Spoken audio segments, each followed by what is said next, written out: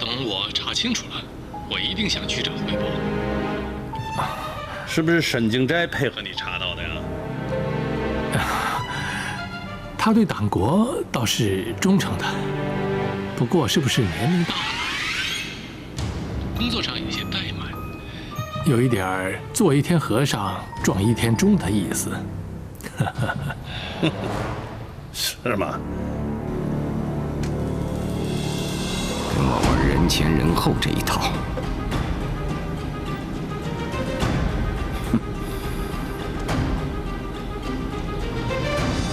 沈站长，弟兄们查到胡队长最近频频到县医院，以高价购买吗啡。县医院吗啡很少，他就到黑市去购买。听说还找人到成都等地购买吗啡。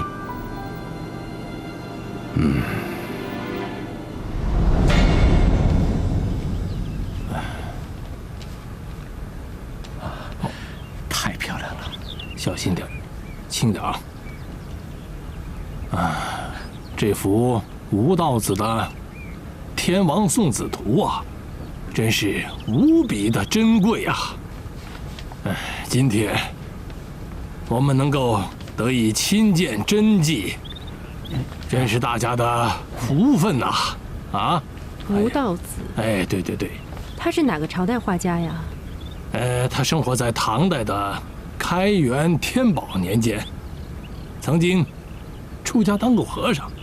哎，我告诉大家啊，这个吴道子和咱们四川还是有段渊源的。您给说说看。当年呢，唐玄宗派他到四川考察山水，让他画好草图回来作画。可他考察回来，连一幅草图也没有。玄宗责怪他，他却从容不迫，在大殿之上铺开纸笔，画蜀山蜀水，怪石风滩，绘笔啊，如暴风骤雨。嘉陵山水纵横300里，他一日画成，受到了唐玄宗的高度赞赏，从此也开创了他的书体画法。吴道子真不愧画圣之名。怎么样，和书圣王羲之、诗圣杜甫比较起来，他的功夫不相上下吧？啊，是是。你看起来好像很累，你去哪儿了？啊，到乡下转一转。出什么事儿了吗？在大佛寺啊，闷得慌，出去溜溜。结果出去一溜呢，心里更烦。怎么了？谁惹你了？这些老百姓过得太苦了，被人欺负，累受深渊，还得逆来顺受。他们现在已经不认为这个社会上有什么公平正义了，他们认为官匪一家，已经没有什么好人可以替他们说话了。你也这么认为吗？我当然认为还是有清官的，只是他们没碰到而已，或者说，在这种下层老百姓周围，清官太少了。如果社会不改变，清官也难改变的。就比如说你这个清官吧，你说你就能真正改变他们的命运吗？你就能改变他们不受压迫吗？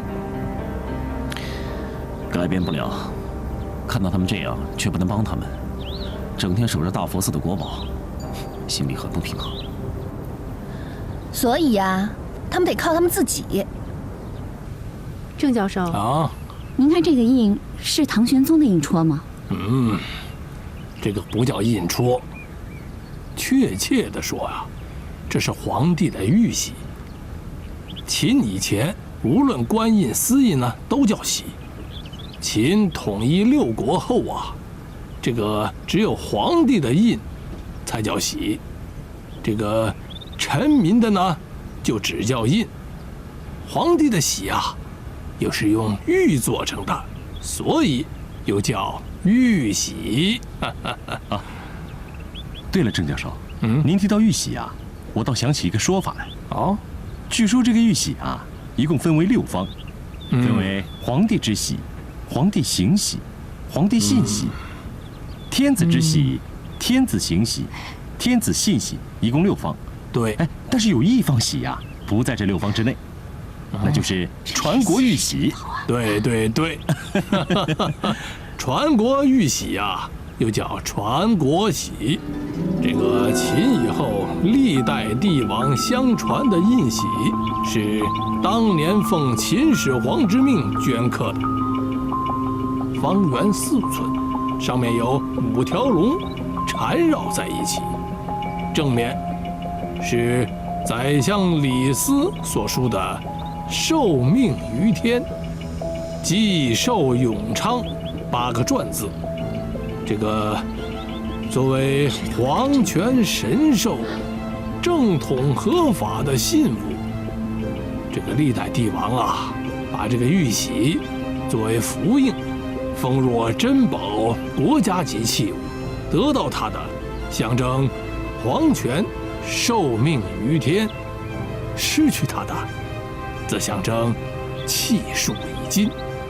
凡等大位而没有这方玉玺的，被讥笑为白板皇帝，这个显得底气不足，受到世人的轻蔑。所以啊，你争我夺，使这方传国玉玺屡易其主，辗转各地2000多年，终于销声匿迹，以致踪影全无。哦，印玺还有这么多的传说和学问呢。是啊，中国几千年的历史文化源远流长，无比丰富。这正史、野史的传说多了去了，其中有几分真假，还真难说呀。哈哈哈哈哈！他们斗不过那帮土匪恶霸，但是他们可以团结起来呀！团结的力量是最大的。首先，他们要相信，他们受这种压迫不是与生俱来的，不是他们的命运。然后，他们要相信，能够走出这个困境，就一定能够找到正确的方向。我怎么听你这话，像是共产党的宣传啊？我只是说了事实而已嘛。是，在我们党内部，尤其是下层，实在是太腐败了。上层就不腐败了吗？哎呀，上层总的来说还是好的，只是有些蛀虫而已。你太悲观了。你也太乐观了吧？现在能独善其身，已经很不容易了。独善其身就是一种自私的想法。这些话千万别让你父亲知道，让他听到了，他会觉得很危险的。你年纪轻轻的，怎么也这么教条啊？不管是国民党还是共产党，那要看他们是谁说的对，谁能代表广大的人民群众利益，这才是正确的。那当然是国民党了，国民党是执政党领导者，共产党那只是曾经联合抗日的可利用因素而已。我跟你的想法不一样。好了好了，不谈这个了，啊？那我也没什么可谈的了，走了。哎，我还没说完呢。这一次你们行动，绝对不能暴露身份，要少说话，行动要迅速。重点是抓捕名单上的那些人。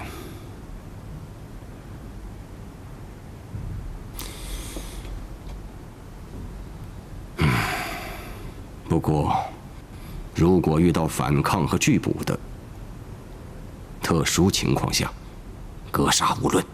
是。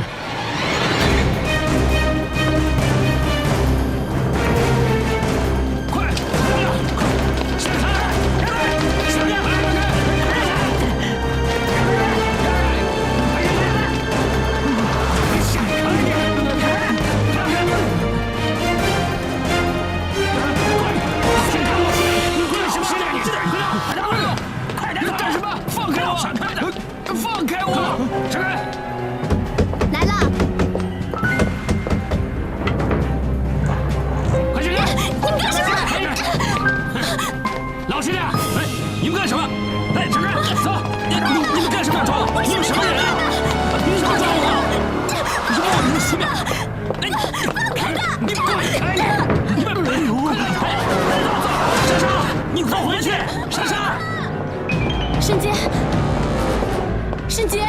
哎，小沙，怎么了？出什么事儿了？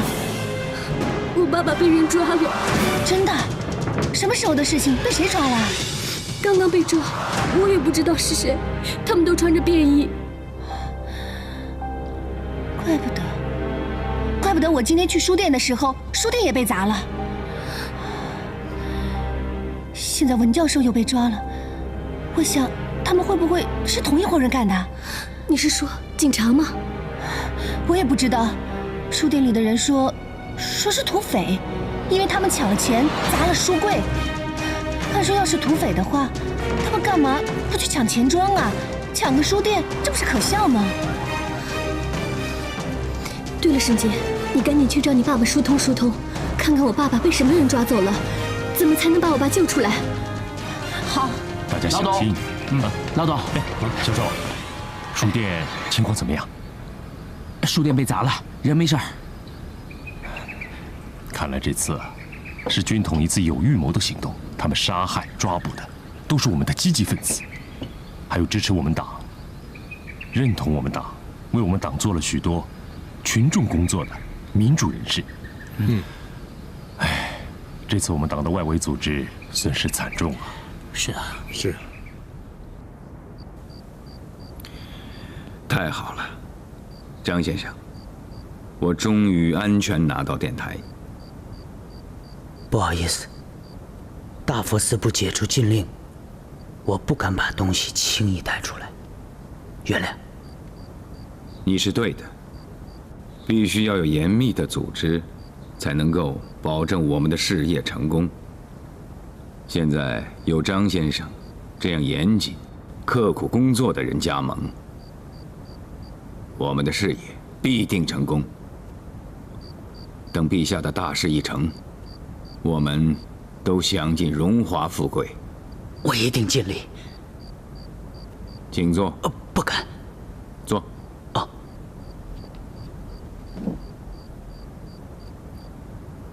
接下来你的任务是寻找努尔哈赤的印。7000多项文物，找一枚印。恕我直言，那无异于大海捞针吧。就是不容易的事，才拜托张先生，请一定尽快查出来。好。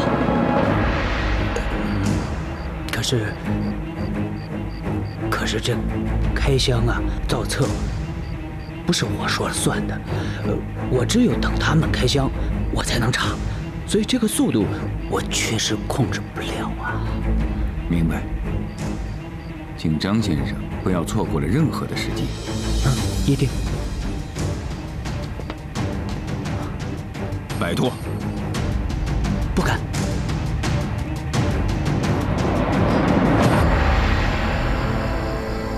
来吃饭。续费你也尝尝这个啊。来，谢谢。爸。您知道最近县城里面发生了一些事情吗？什么事儿啊？一些人砸了书店，还抓走了文教授。竟有这事儿？这事儿我也听说了。据当事人讲呢，都是土匪干的，他们还抢了钱。现在土匪越来越嚣张，应该剿匪了。旭飞，你也想得太幼稚了吧？这么简单的迹象你都看不出来吗？砸的这些地方和抓的这些人，根本就是土匪不感兴趣的，而且抓的这些人也都是一些民主人士。我看，肯定是国民党扮成土匪干的这些伤天害理的事情。小姐啊，在事情还没有了解清楚之前，你怎么知道是谁干的啊？我就可以断定，这绝对不是土匪干的。你想啊，土匪他无非就是图财，可那文教授他也没有钱，他们抓他干什么呀？小姐啊，你还说旭飞幼稚，我看你才幼稚呢，还振振有词。谁跟你说文教授没有钱呢？啊？文家在青龙场那边是峨眉的大户，土匪绑了他，是要讹一大笔钱。沈伯伯，这件事我原来也跟您说过。以过江龙为首的土匪呢，现在越来越嚣张，他们的势力范围呢也越来越大。我觉得我们应该大量的派兵进行剿匪。爸，您是峨眉的父母官，现在您的子民有了困难，您怎么都不做回应啊？就算是普通老百姓，你也应该督促警察早一点破案吧。我说小杰啊，这事儿你们就不用管了，做好你们自己的事儿，其他的事儿我来负责。来吃饭吧。爸，您非要等到群众们都民意沸腾的地步，您才要做出回应吗？那您这样还有什么颜面做老百姓的父母官呢？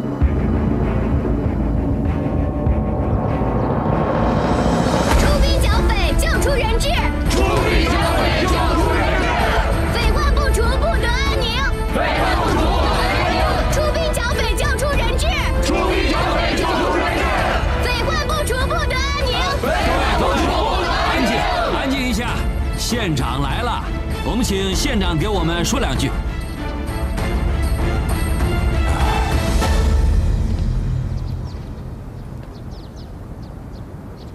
各位父老乡亲，我是刚刚从成都开会回来，得知这几天峨眉发生的事情，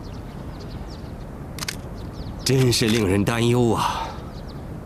老百姓在家里、在店里、在街上，都会横遭不测。土匪竟是如此的猖獗，我作为一县之长，深感痛心。同时，也有着不可推卸的责任。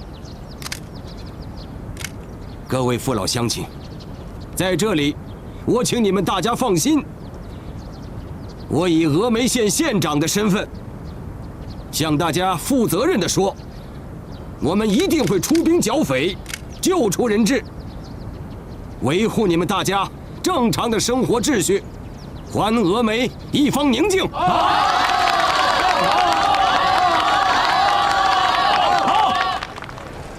老哥，我敬你，多谢你在毛局长面前替我美言。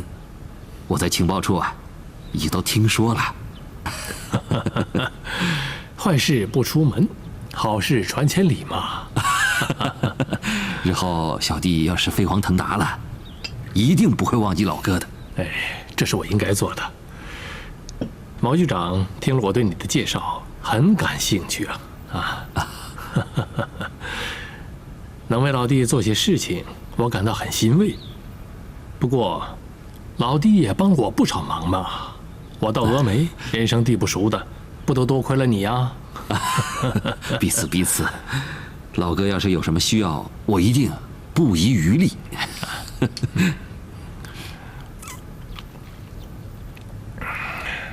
水晶斋最近在峨眉抓了些亲共分子，其实啊，没有一个真正的共产党人。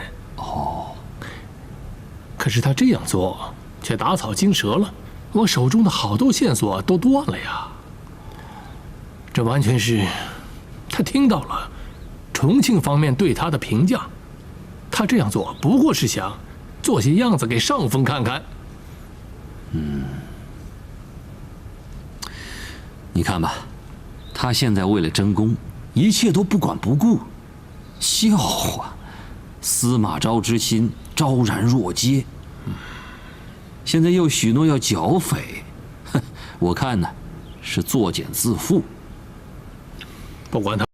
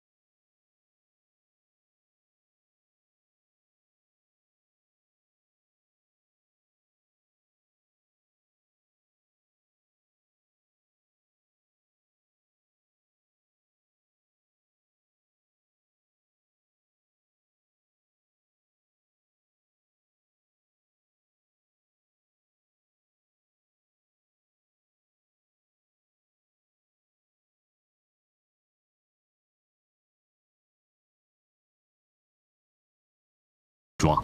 据我们可靠的消息，这个幕后的主使者，就是你的父亲沈静斋。你是说，是我爸爸？对。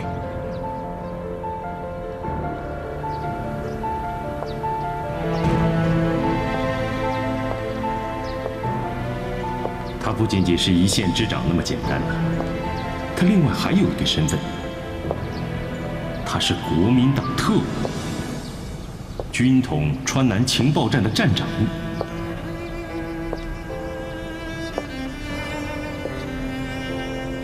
他是国民党特务，军统川南情报站的站长。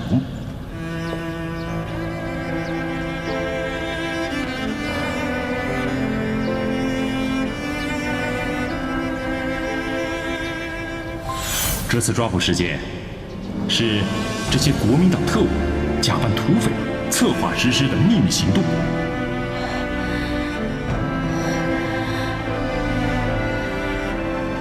是不是因为这个原因，共产党就不愿意接受我了？不是啊，沈姐，共产党人呐，看一个人，不光是看他的出身，更主要的是看他的政治表现。你知道吗？一个人的出身呐，不能由自己决定，但是一个人一生当中走什么道路，完全是可以由自己来决定的。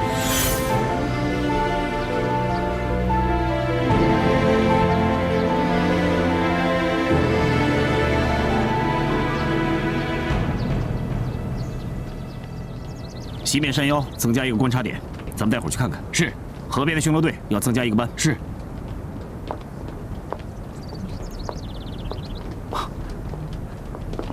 小杰，你怎么来了？啊，刘副官，你去藏宝殿，一会儿我就过来。是，走。去我房间把田琵琶拿来。是。不用了，我们出去走走好吗？你怎么了？谁欺负你了？告诉我。没有，出去走走吧。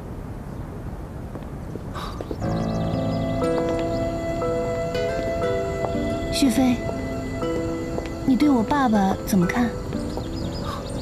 你怎么突然问这个？别问为什么，你说说看嘛。沈伯伯爱国家，爱峨眉，爱你。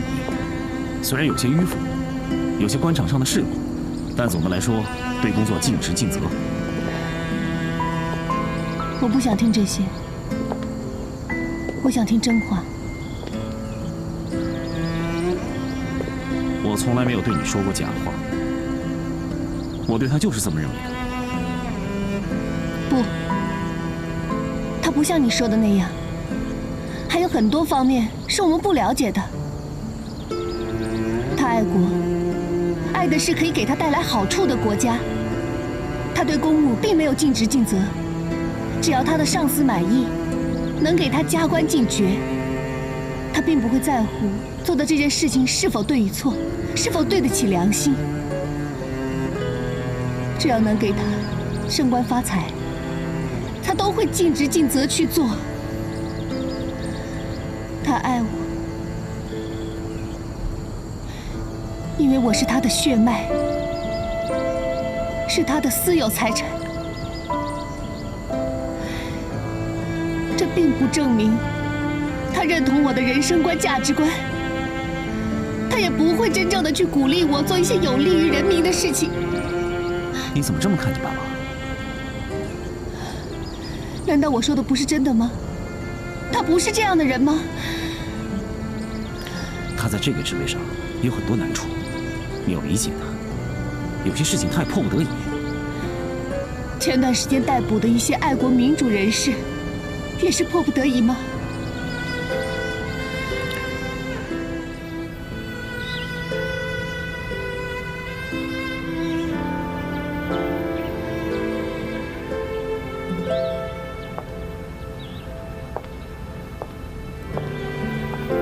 小姐，我配不配当百姓的父母官，不是你说了算的。那都是一些良心死掉了的蛀虫。你们这些年轻人还有良心，你们才是国家的希望。幕后的主使者就是你的父亲，沈静斋。人呐，不能选择自己的父母，但可以选择自己的情趣、志向。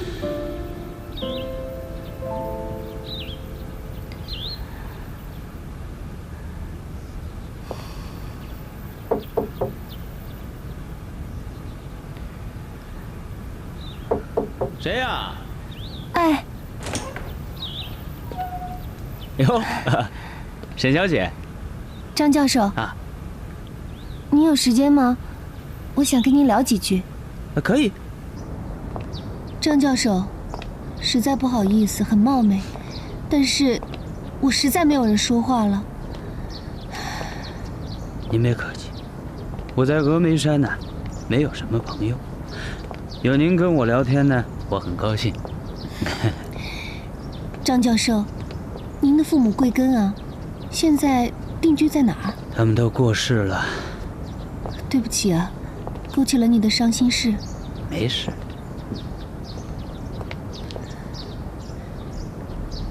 其实我妈妈也已经去世了。有些耳闻呢，早听说咱们峨眉县长有个独苗千金，他是又当爹又当妈。可是我跟我爸爸的想法不同，在我和我爸爸的思想发生矛盾的时候，我还是很难过。有的时候我就在想，也许只有我离家出走才是最好的办法。小孩子，小孩子呀。那张教授，那您觉得亲情和信仰该如何取舍？我发现沈小姐的思想很深邃啊。我只能送你2句话：第一呀，亲情割不断；第二，信仰可取舍。亲情啊，你比如说一个人跟父母断绝关系、生离，或者像我这样，父母都去了，自别，那他们就不是你的父母了。亲情割不断，信仰呢，可取可舍，全在自己。张教授，跟您聊天，我觉得您是一个特别理性的人，能够让我反思自己，从而更了解自己。有的时候我还是很矛盾的，这种矛盾的思想就会左右行动上的软弱。软弱是人都软弱，你看我，一个大男人，手无缚鸡之力，最软弱。要想坚强啊，得有一个过程，不能操之过急。我和沈小姐聊天呢，我发现您虽然是年纪轻轻，但是思想境界很高啊，很有这个追求。了不起，沈小姐，不愧是重庆女校出来的。张金石拖延那么久，才交出电台，有没有查出他平时和什么人来往？没有什么特殊的人员，就是沈县长的女儿喜欢去找他。他喜欢张金石？是。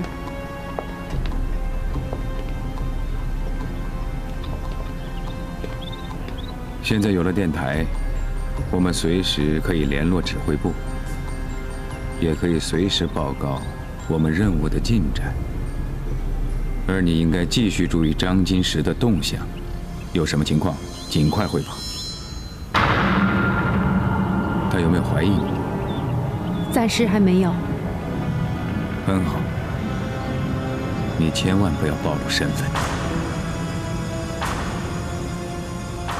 局长，我是沈静斋，我向您汇报一下峨眉抓捕共产党和亲共分子的情况。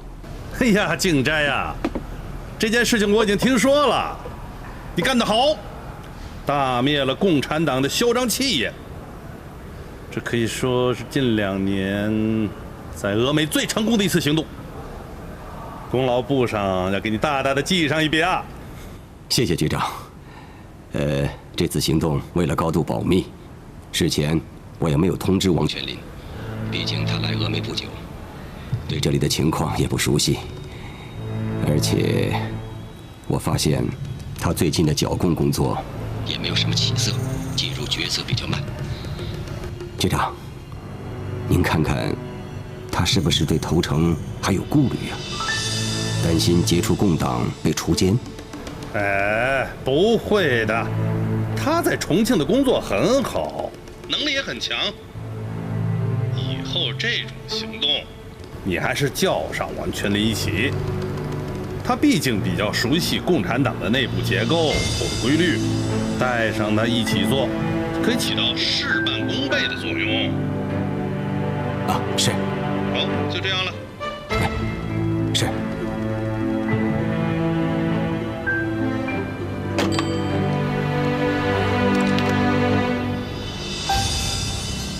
你进来一下。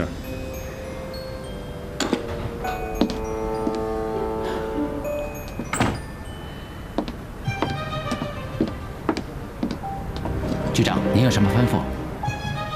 你叫人把这个给王全林送去，就说是我送的。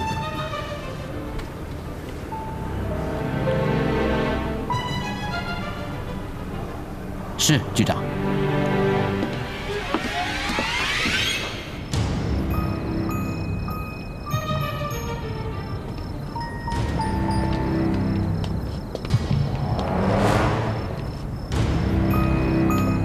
王先生，请留步。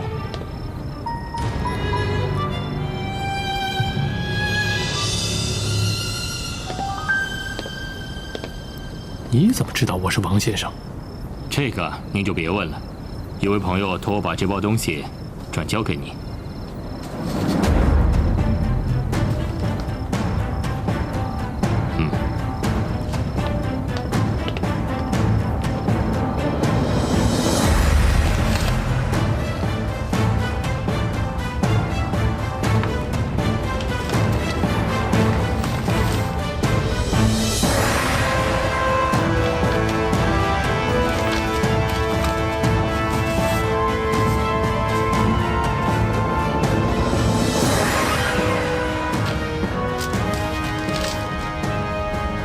王全林，这几缸吗啡是毛局长送给你的，希望你尽快打开工作局面，不辜负局座的殷切希望。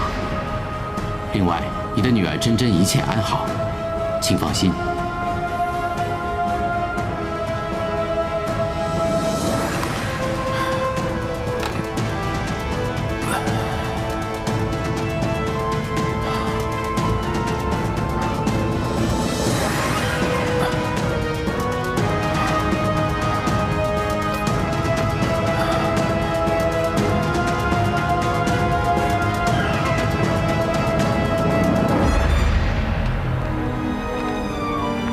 他一直急着要电台还有密码本，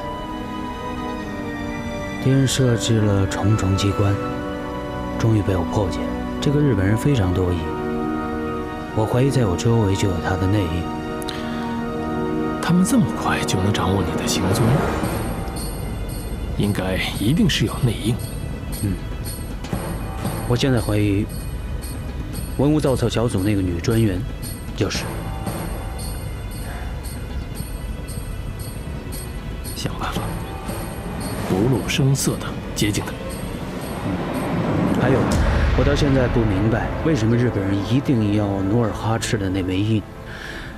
那里面藏着什么秘密？我到现在都查不清楚。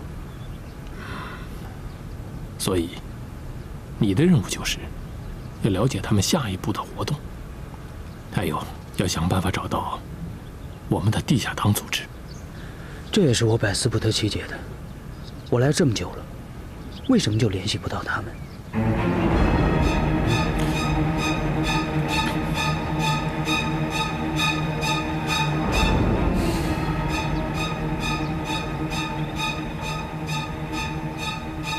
你手怎么抖这么厉害？老毛病了，可能是旧伤犯了。这么严重啊？哎，小叶啊，前些日子，峨眉方面抓了大批的进步人士，你说地下党组织会不会转移了呀？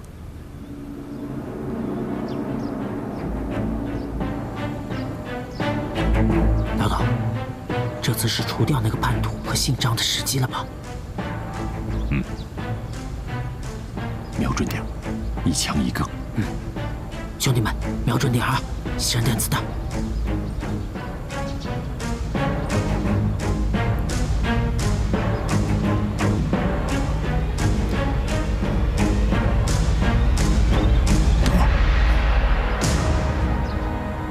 小叔不对呀，那边怎么会有人呢？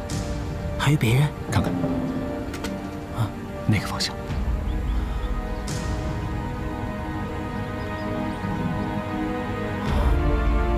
还有那边。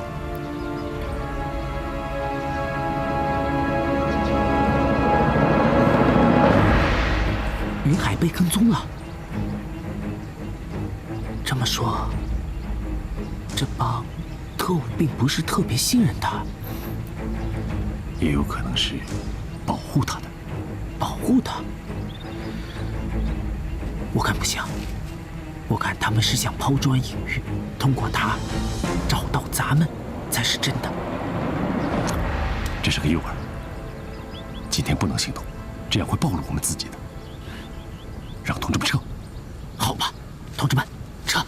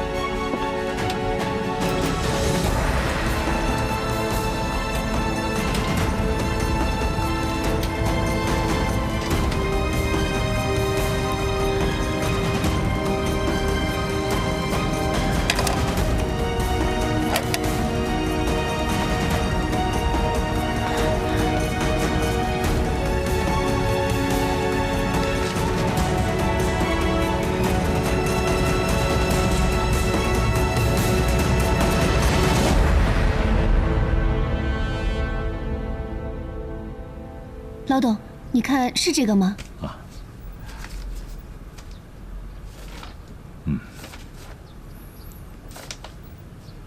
沈杰小姐，太好了，你拿到了这个文件，对我们营救文教授他们太重要了，谢谢你。应该的。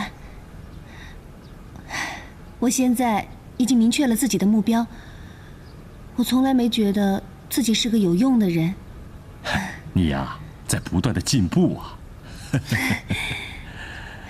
我只是希望能通过我的努力，能够让我爸知道，他效忠的党国是腐败黑暗的。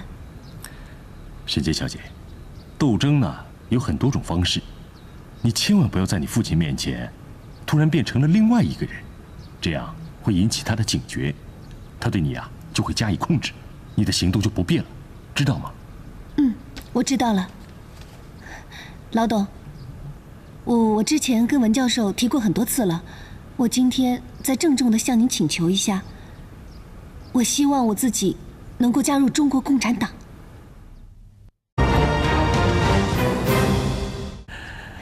我只是希望能通过我的努力，能够让我爸知道，他效忠的党国是腐败黑暗的。沈洁小姐，斗争呢有很多种方式，你千万不要在你父亲面前突然变成了另外一个人，这样会引起他的警觉，他对你啊就会加以控制，你的行动就不便了，知道吗？我知道了。老董，我之前跟文教授提过很多次了，我今天再郑重地向您请求一下，我希望自己能够加入中国共产党。好，我们会认真考虑你的请求的。给我接峨眉沈敬斋。沈敬斋，你给我听好了，马上给我放掉文木。出什么事了，局长？人家八路军办事处不知道怎么获悉了你们整个行动的确切计划，正式的通告我们要求放人质，委员长大光起火呀！事情弄到这个地步，人家时间、地点、具体的人员名单都一清二楚，我们能不放人吗？真是偷鸡不成蚀把米。这到底是怎么回事？怎么回事？我还问你怎么回事呢？抓个亲共分子，你们就弄成这样，你还抓共产党的大鱼呢？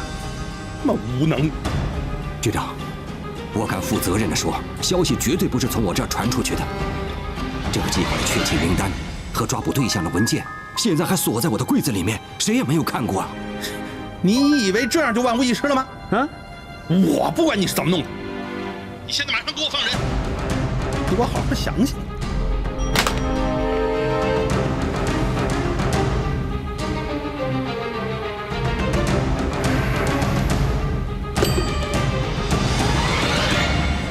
这些事情就你们几个人知道，怎么会传到重庆的？居然连重庆八路军办事处都知道了。委员长很生气，毛局长要我们速查。站长，不可能有任何人知道。我派出的几队人都是最有经验的人，他们的口风极严。那到底是怎么回事？见鬼了吗？我的文件在柜子里完好无损，共党怎么会知道的清清楚楚？站长，文件是好好的，您能保证没有人看过吗？看过？你什么意思？您稍等。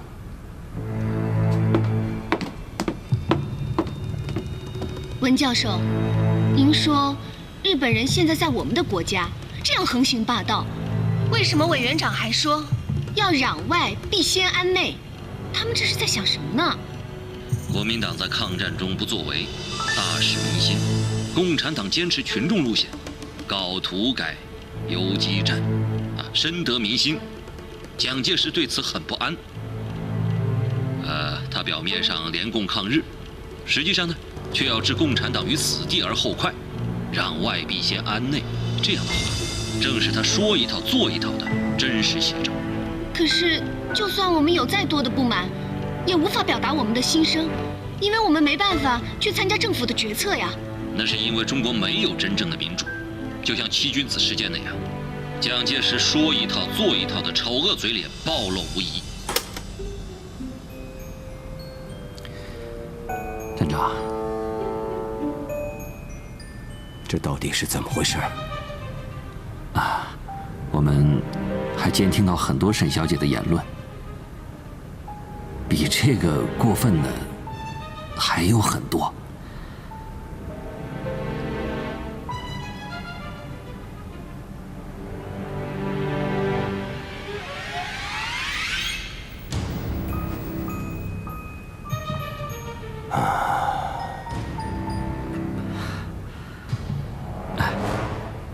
站长，您放心，我早就监听到这些了。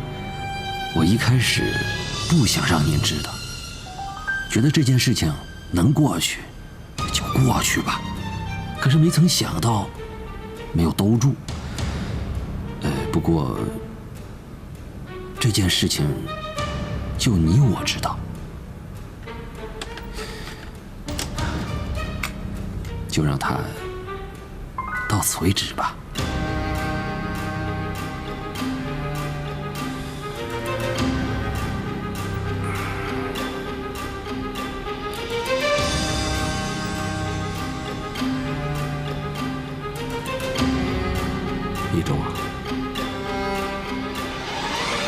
谢谢你的照顾。站长，您这么说，就见外了。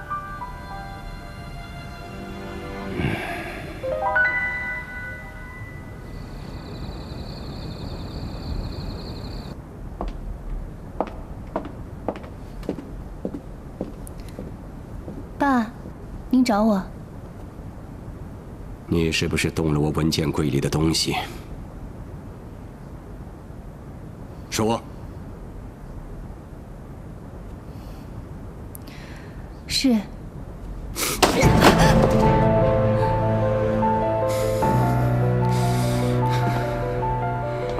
我真没有想到，你这么不懂事。你为什么动我的文件？啊？是谁让你拿的？是谁指使你的？共产党，你了解吗？啊？你说。你们行事不端，我当然要揭露了。谁教你的这句话？是不是文教授？爸，文教授他怎么了？他正直无私，他关心国家大事，关心老百姓的死活。他教导我们这些青年人，难道这样的好人，您都要置他于死地？那我们的国家还有什么希望？不要说了。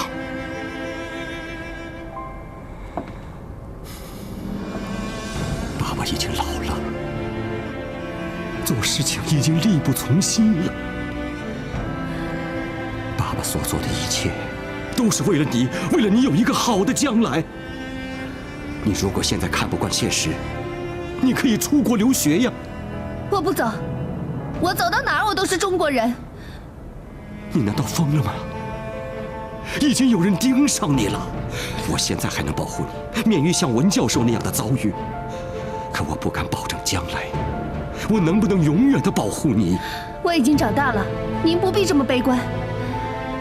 小杰呀，小杰，就凭你刚才这句话，就说明你还太幼稚。这个世界上啊，你连爸爸都不信任，还有谁能值得你信任呢？您错了，还有一些信仰是更值得信任的。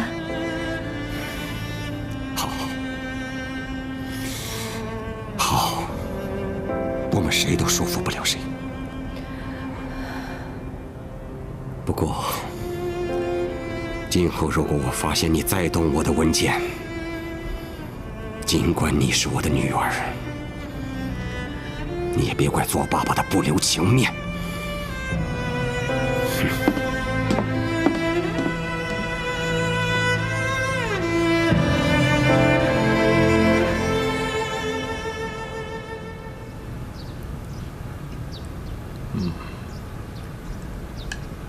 下了。完了，不行了，不行了！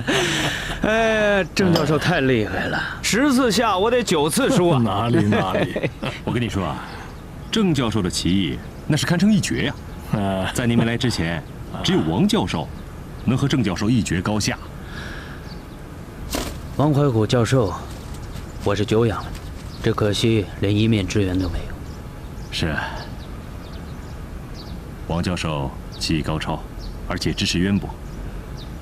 我曾经听王教授这么说过，说在东北的关外流传着这么一个传说：清军入关之前呢，在关外藏了一笔巨额财富，万一战败了呢，留作东山再起之用。但是入关做了皇帝之后呢，一直忙于宫廷内部争斗，知道这笔财富秘密的人呢，也被诛杀殆尽了。这笔财富也就被永久的封存起来了。不过这个藏宝的秘密呢，据说啊，被巧妙的隐藏在一件文物里。而且王教授还说啊，说不定咱们现在登记造册的这批国宝里面，可能就有那件藏有这批宝藏秘密的文物。是啊，这个野史的传说太多了，王教授就偏信。哎，这个王教授啊，哎呀，他就信这些巫蛊，结果呢，自己，哎，不说了。不过说来也是，即便真有这个文物。宫廷文物这么多，浩瀚如云，如果真要找到这件藏有宝藏秘密的文物，难度也是不小啊。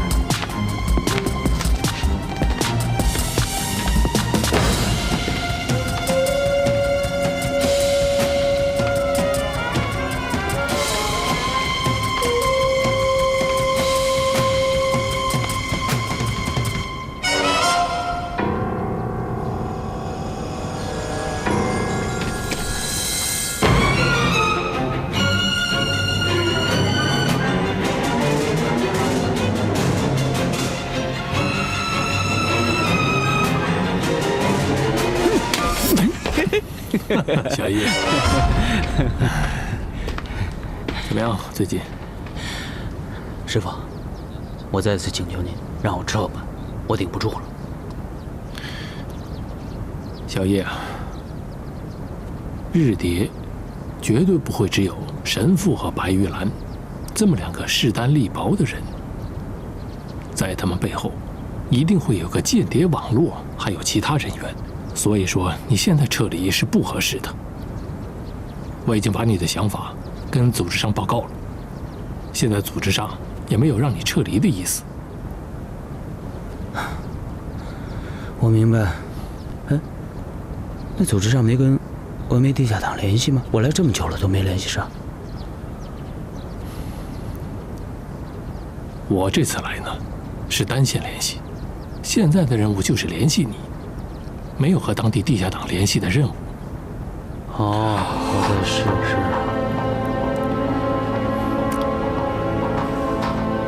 怎么了？还是老沙？我跟你说，一定要看大夫了。行了，我说过了，老毛病了不要紧，记住，一定要听组织的话。我听，我听，你也得听我话。如果能联系到峨眉地下党，要尽快告诉我。听见没有？一定要去治。放心吧。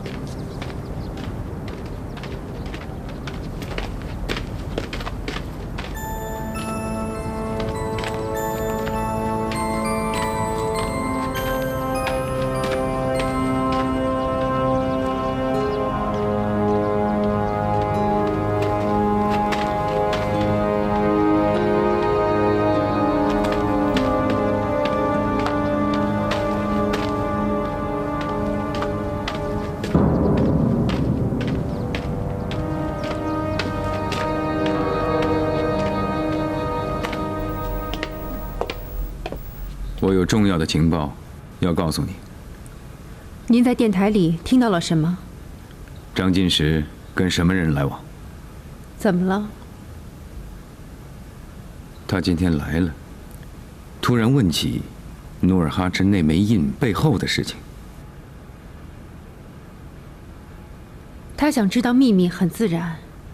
现在这个印玺在万千文物中犹如大海捞针，根本没有头绪。越是找不着，越是好奇呀。他倒是挺老实，有点轴劲。虽然目前他是我们的人，可是我总觉得这种策反过来的人不值得信任。那您相信我吗？我唯一信任的人就是你。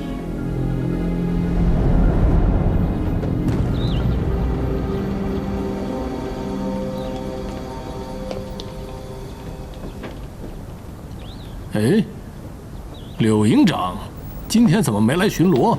你说柳营长啊，他可是敬业啊，每天啊，恨不得把我们吃的菜啊都尝一遍。免得我们被投毒。我们现在造册的是皇宫里的国宝，饮食嘛，当然也要享受御膳才有的待遇啊。是啊，咱们那陈年的老咸菜，一条蛆都找不着。哦，来了。嗯，说曹操，曹操到。那严肃点吧。严肃点儿，严肃点儿，严肃点儿，严肃点儿。这座建筑啊比较高，通风好，相对来说呢比较干燥。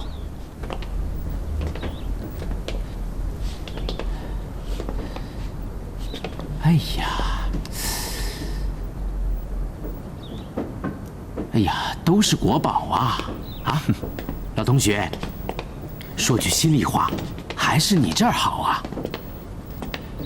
你看我们这个情报处啊，我们整个的情报处都抵不上一个投诚人员。重庆整个共产党，我们几乎杀光了。成都的杀了大半，行动队的那几个小子愣是不服啊！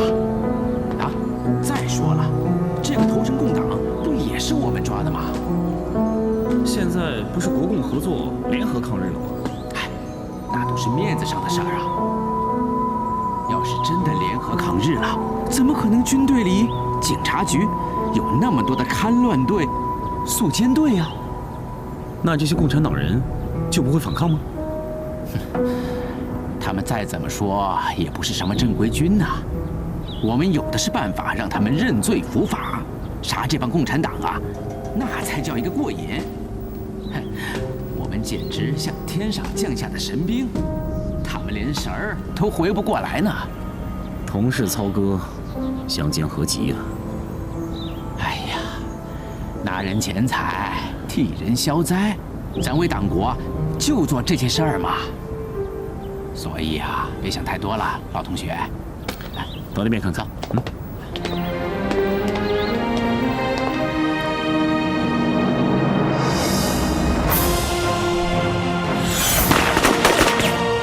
陈同志，咱先不说，我带你从后门撤离。我们整个情报处啊，抵不上一个投诚人员。整个重庆，共产党几乎都被我们杀光了。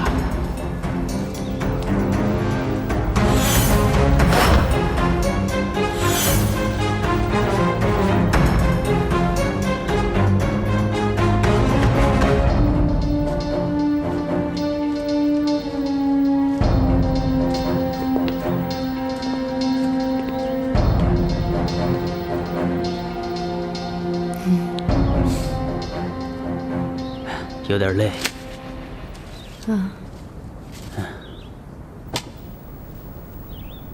哎，张教授，请戴手套。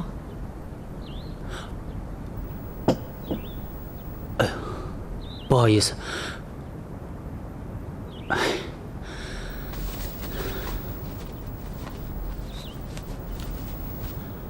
这2天睡得不好，下次不会了啊。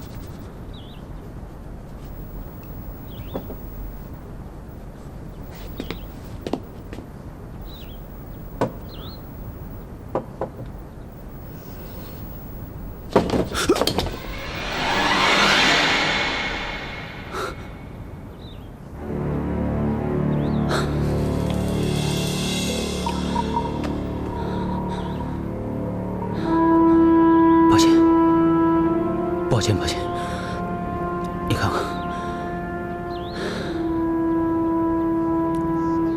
多谢。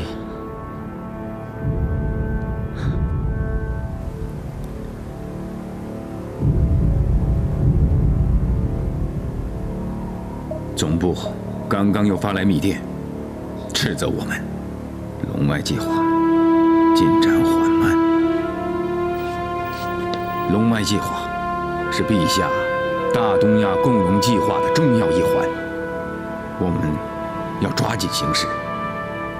龙外计划完成之后，陛下针对中国西南后方还有一系列的工作要安排。如果耽误了陛下的时间，这个罪责我们担待不起。这峨眉呀，不比你们重庆好。也不知道今天你们俩有没有尽兴啊？非常好，很尽兴。白小姐，是吗？我觉得这峨眉可比重庆安静多了啊。的确是，重庆3天2头用日本人的飞机扔炸弹，吓都吓死人了。说的是啊。这次来到峨眉山，感到风光好，人也好，还有像白小姐这样的美人相陪，非常感谢你。瞧您说的，王太太。是啊。你们有什么事情啊，尽管找我啊。行，好，再见。好的，哎，慢走啊。再见，再见啊。再见啊。再见，改天见。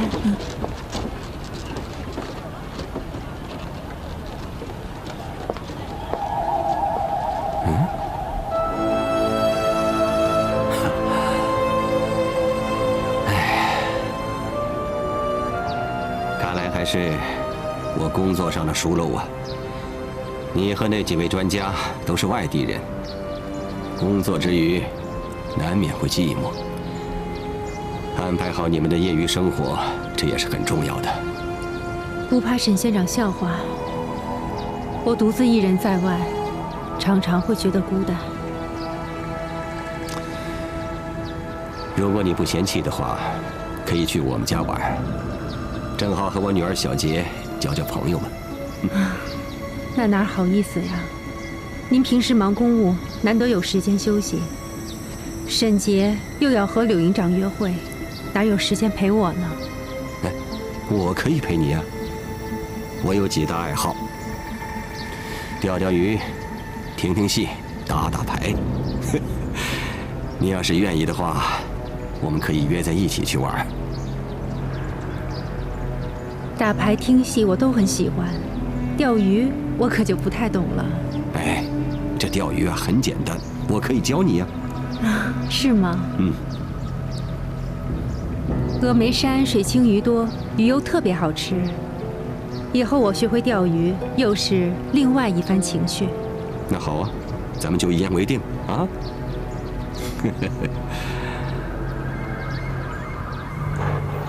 沈杰。小沙，我听说文教授他回来了，真是太好了，我过来看看他。他身体不太舒服，你还是先回去吧。小沙，是不是有什么误会啊？你还是先回去吧，我要关门了。哎。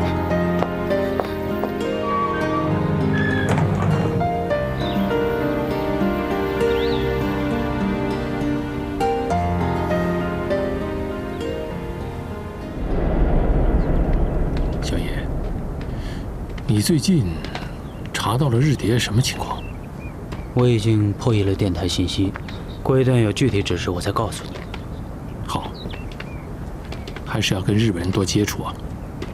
接触越多，他们对你的防备就越小，套出的情报就会越多。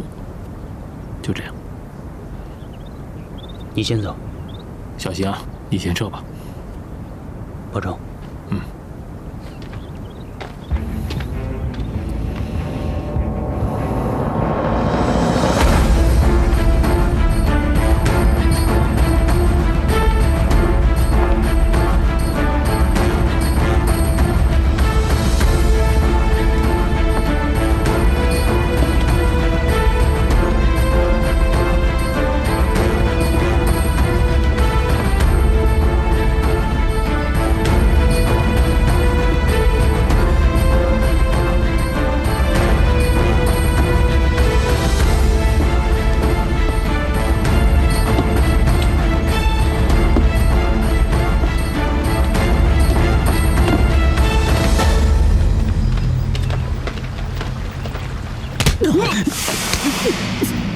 谁让你跟踪？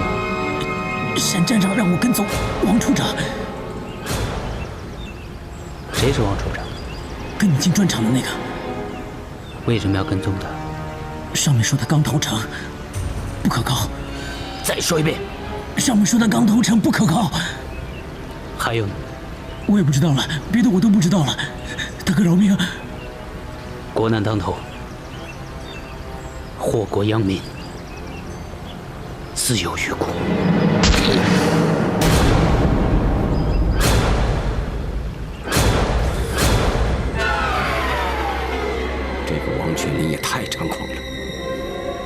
杀我的人。王全林应该没有这么大胆。如果不是有人给他出谋划策、通风报信，他心里没鬼，杀我们的人干什么？是不是共产党的锄奸队干的？我看不像。区区峨眉能有几个共党？就算是有，也不见得有如此的身手。您所言极是。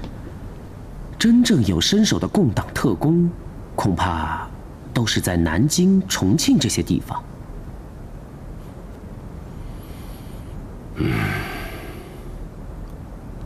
我倒想要看看，他们到底要干什么。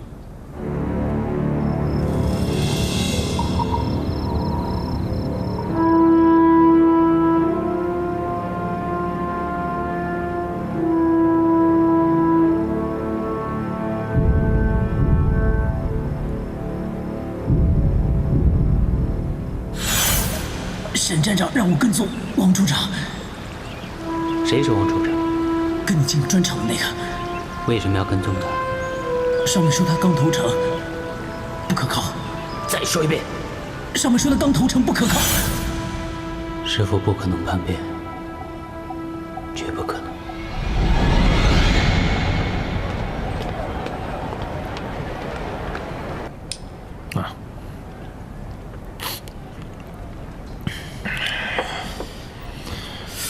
昨天，你的2个保镖被干掉了。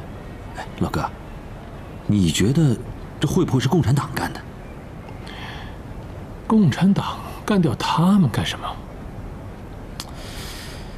我也觉得奇怪。他们2个人是专门负责保护你的，反而被干掉了。我在想，会不会是沈静斋杀鸡给猴看？给你一个下马威呀！完全有可能。沈静斋被迫放掉民主人时，在重庆方面失了面子。为了挽回局面，他就杀几个自己人，然后嫁祸于我，在重庆方面给我栽赃。这个人呢，真是昏聩。大敌当前，他还窝里斗。现在毛局长对他很反感，老弟，你的好日子就要来了啊！胡队长，我的那些东西怎么还没搞到啊？哎，老哥，这个事情很难办呢。现在吗啡很紧俏。峨眉县已经断货了，前线的用量很大，一切都要保证前线。还是请胡队长多多帮忙啊！哎呦，我这个骨伤啊，疼的呀，这……哎，胡队长，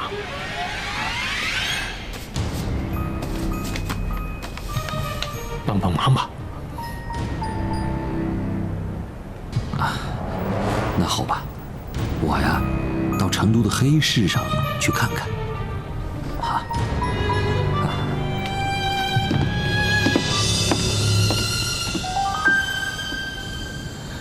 我真是恨死我爸爸了。怎么了？因为他的身份，我有很多朋友都不愿意理我了。为什么呀？您知道前阵子县里抓了一批爱国民主人士吗？知道一点点。那其中就有我最尊敬的文牧教授。昨天我听说他被放出来了，我特别的高兴，我马上就去看他了。结果他都不想见我。我知道，他一定知道了，是我爸爸去逮捕他们的。这个文教授啊，我听说过，听说他不怎么好好教课，就知道教学生爱国、抗日什么的。不止这些，他还教我们去读一些书籍，是讲共产党的。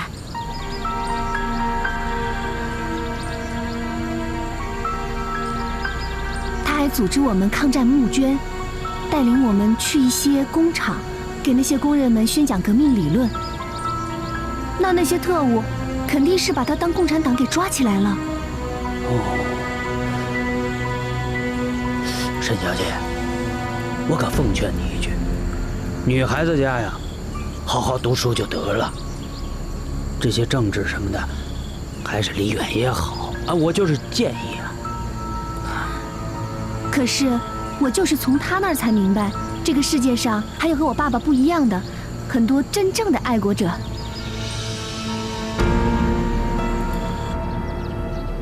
全林兄啊，你最近有没有查到日谍的最新进展呢？啊，日谍的线索倒是查到一些，啊，不过事关重大，我必须直接向毛局长汇报。看来，全林兄是聪明过人，查的都是惊天的秘密啊。哪里？而我们都是有可能泄密之人啊！啊，不，真的啊，没有这个意思。等我彻底查清之后，一定会向站长汇报的啊。再说，我来这里都是站长你支持我的工作啊。不过我觉得，配合我工作的这个胡队长啊。这个年轻人，哎呀，他总是把功劳揽在自己身上，而且不那么踏实。看来，在全林兄的眼里，胡队长的问题不小啊！啊？不过呢，胡队长跟我共事多年了，又是我一手提拔起来的。可是，我怎么就没有看出他有那么多的毛病啊？啊，是，我想啊，您是他的上司，是您提拔的他，有恩于他，对吧？可是他在背后却乱讲一些话。我呢，是外来的人，但是我也很纳闷啊。这个年轻人，你提拔的他，他应该感激你啊，是吧？但是他还是不知足，而且他乱说，这点我就不太好说了。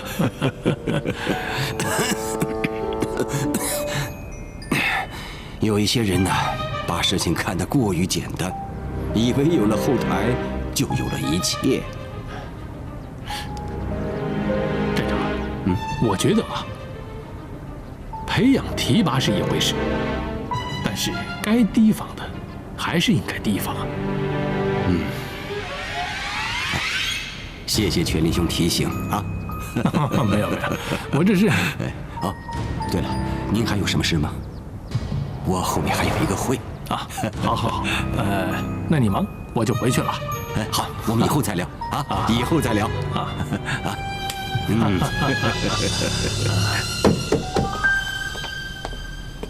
谁呀？你找谁？请问文教授在家吗？我就是。哎呦，久仰，文教授好。找我有什么事啊？我是沈杰介绍来的。我是故宫文物造册小组鄙人张金石。那有什么事呢？我有些学问上的事情向您求教。那好，那请进。屋里坐啊，来，坐吧。哦呦，乌贵节不贵华，文教授好清雅呀！哪里？莎莎，给客人上茶。您说这个茶，我听有人传说啊，峨眉山的山茶呀，不是随便喝的。要用明前的茶叶。雪山上的融水烧至7分开，低温冲泡，才可以喝，有这回事吗？好像没有那么多讲究，我们这儿喝茶也就是一般的水冲一冲，那都一样。请用茶。哎，谢，那看来是以讹传讹，吹的神了。没那么多讲究。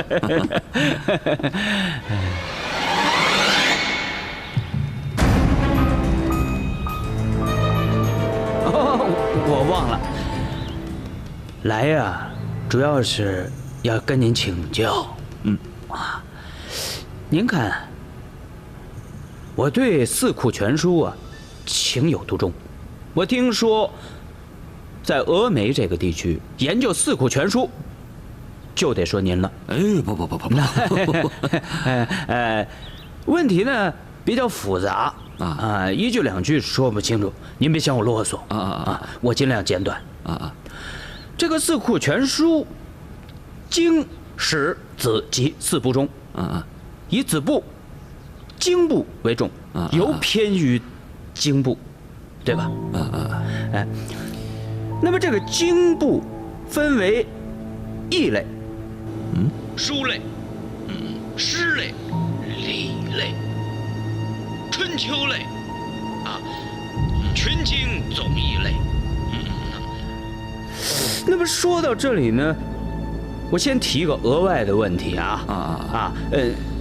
您说这个经部这些典籍，继承了当时主流思想的几乎全部，可以说包罗万有吧，可是史部就显得中规中矩，民间史料明显不足。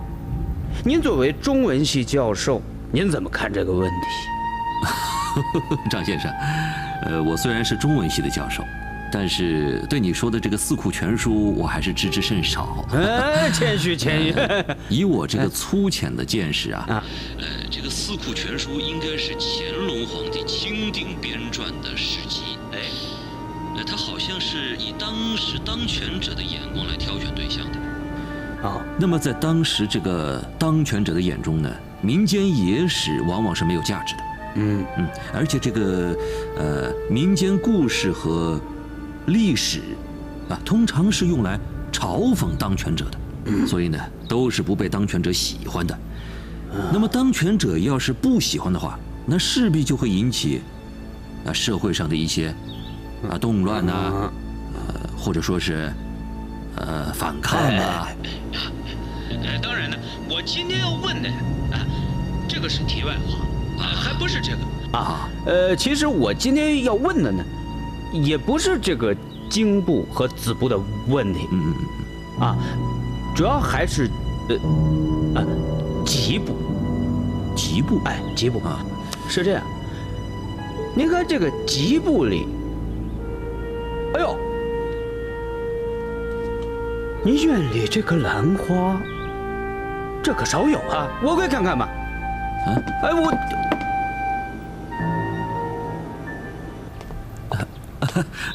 张先生，什么意思我们家没有兰花呀。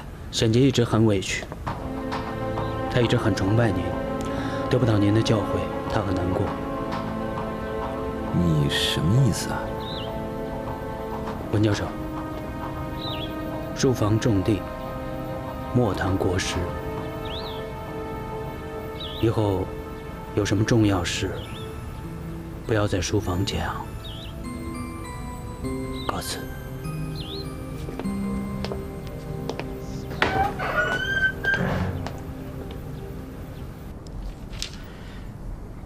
站长，这个王全林来峨眉这么久，一个共党都没有抓到，反而成了军统，监视我们的耳目。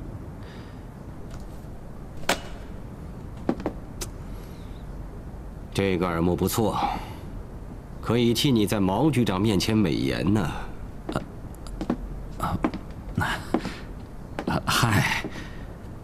他王全林只是个投诚人员，毛局长连他都不信任，怎么会相信他推荐的人呢？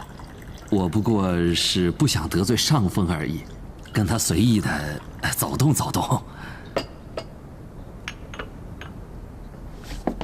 听说是你给王全林提供的吗啡，你想得很周到站长，你给我听着，我栽培了你这么多年，什么机会、什么好处，都想着你。而你呢？站长，我错了。我不过是知道王学林需要这个，我想从中赚点钱而已。利欲熏心，利欲熏心了。没那么简单吧？王全林还给你许什么愿了？